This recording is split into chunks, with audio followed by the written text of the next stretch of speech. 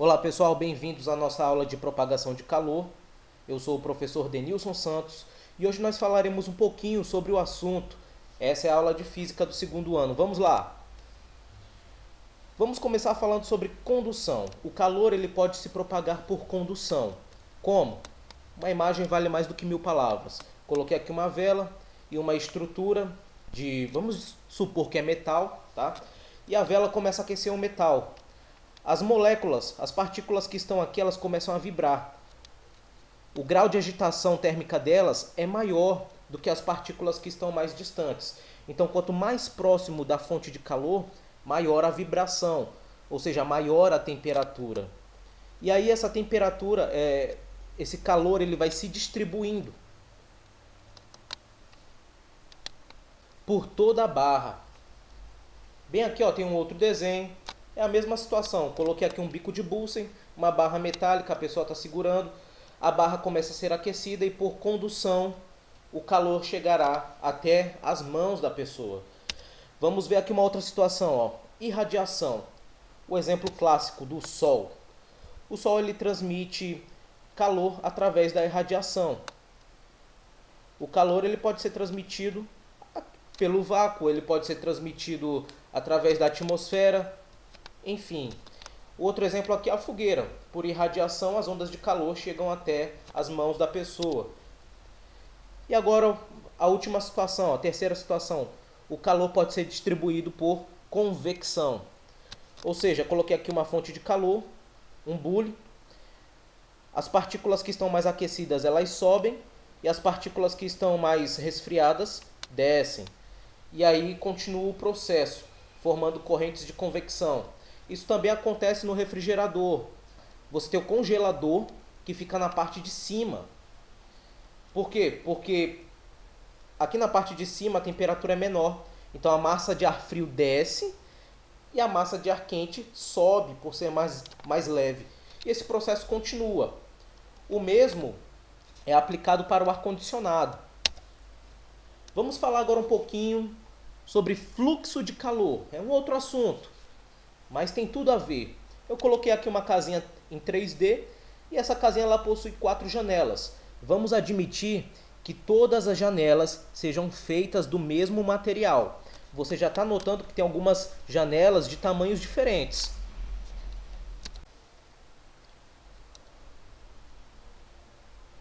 Eu vou dizer que essa janela tem essa espessura e essa área.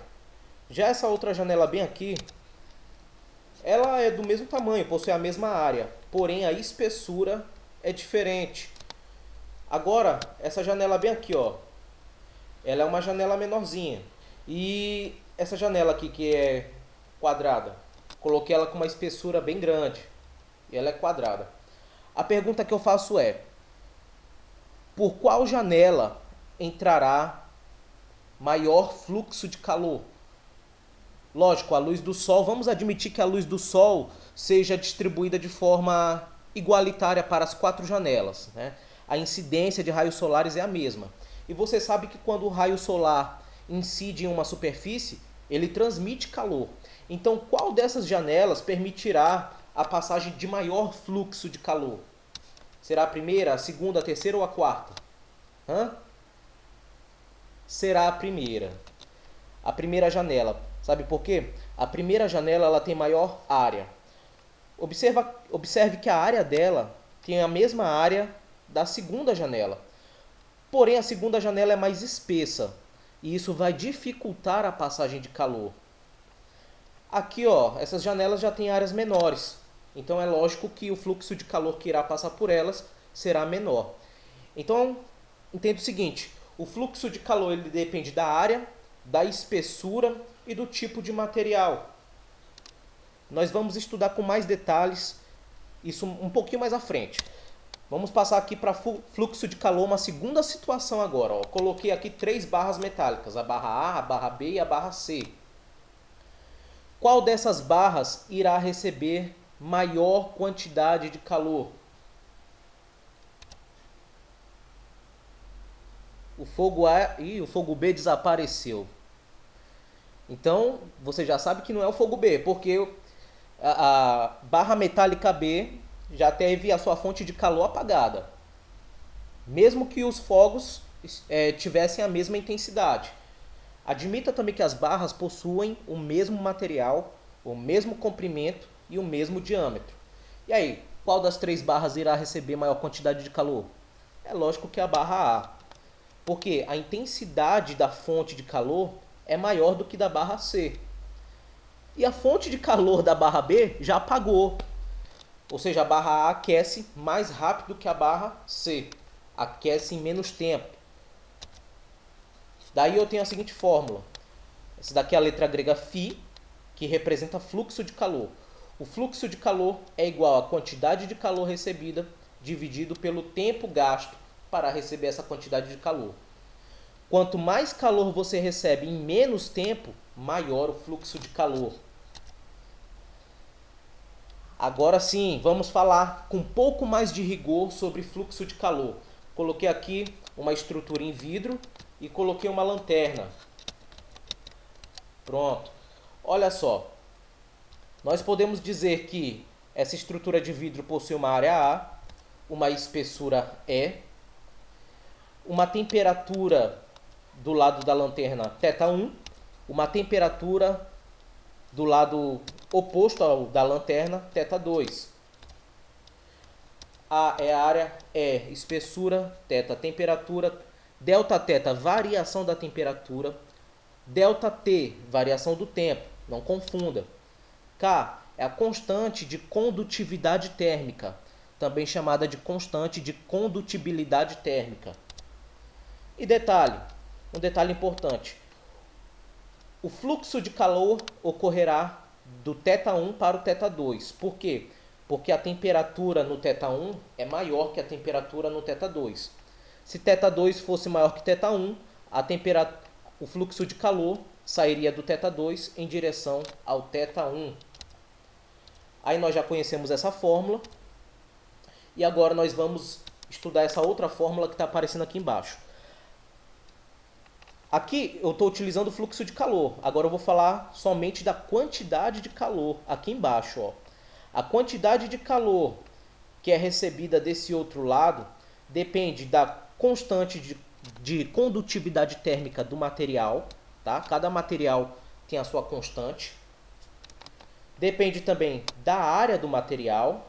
Quanto maior a área, maior a quantidade de calor. Depende da variação da temperatura. Isso é lógico, né? Quanto maior a variação da temperatura, maior a quantidade de calor que você recebe. E depende também do tempo em que vai ficar exposto a essa fonte de calor. E isso é inversamente proporcional à espessura do material. Quanto mais espesso, menor a quantidade de calor. E quanto menos espesso, maior a quantidade de calor. Lembra lá do exemplo da janela. Vamos dar uma limpada aqui no quadro.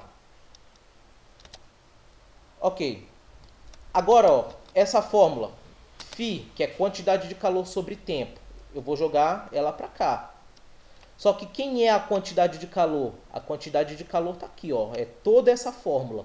Então, no lugar do Q, eu coloco tudo isso.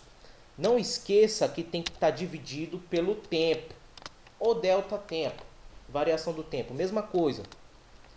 Divisão de fração, conserva a primeira e multiplica pelo inverso da segunda.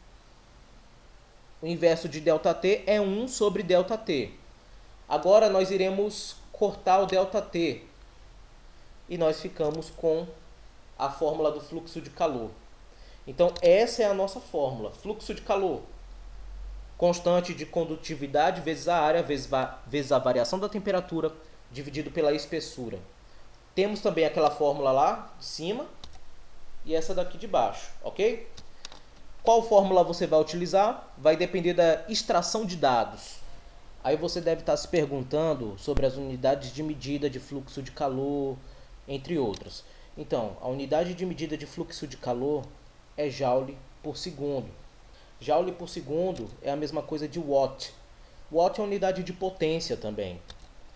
Existem outras unidades de medida para o fluxo de calor.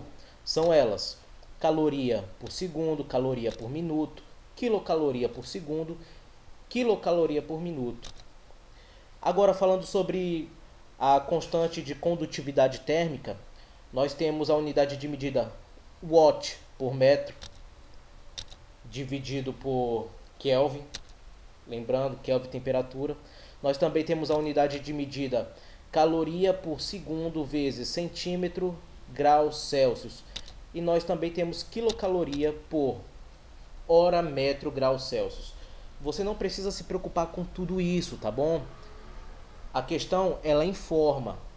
E se for necessário transformar, você faz as transformações básicas. Nós já sabemos transformar as temperaturas, já sabemos transformar calorias para joule e vice-versa. Lembrando aí para quem esqueceu, uma caloria é 4,18 joules. Então, pessoal, essa daí foi a nossa videoaula. Espero que vocês tenham gostado, tá bom?